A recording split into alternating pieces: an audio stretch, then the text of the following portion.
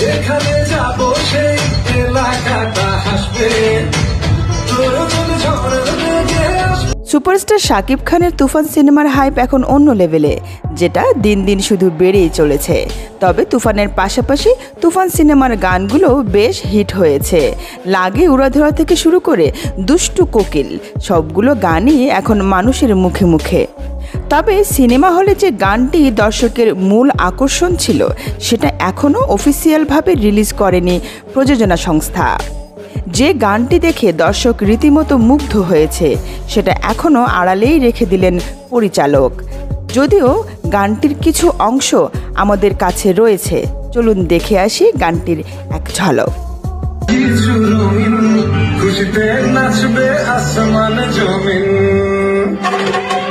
আসবে আমার দিন, সবকিছু রঙিন, খুশিতে নাচবে আসমান জমিন, আসবে। তো ভিউয়ার্স, এই গানে শাকিব খানের পারফরমেন্স আপনার কেমন লেগেছে?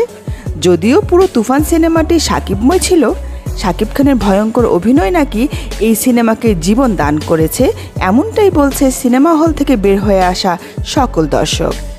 তাছাড়া আপনারা তো দেখলেন তুফান সিনেমা দিয়ে এই কয়েকদিনে কি কাণ্ডটাই না ঘটালো শাকিব খান। তুফানে শাকিব খানের অভিনয়ে এখন বুড়ো থেকে জোয়ান সবার মুখে মুখে। বলতে গেলে বাংলা সিনেমার ইতিহাস পাল্টে দিয়েছে তুফান। এদিকে শোনা যাচ্ছে খুব শীঘ্রই বলিউড সিনেমায় পা রাখতে যাচ্ছে শাকিব। এছাড়াও শাকিব খানের আপকামিং মুভি দরদ রিলিজ হবে প্যান ইন্ডিয়ান সিনেমা হিসেবে।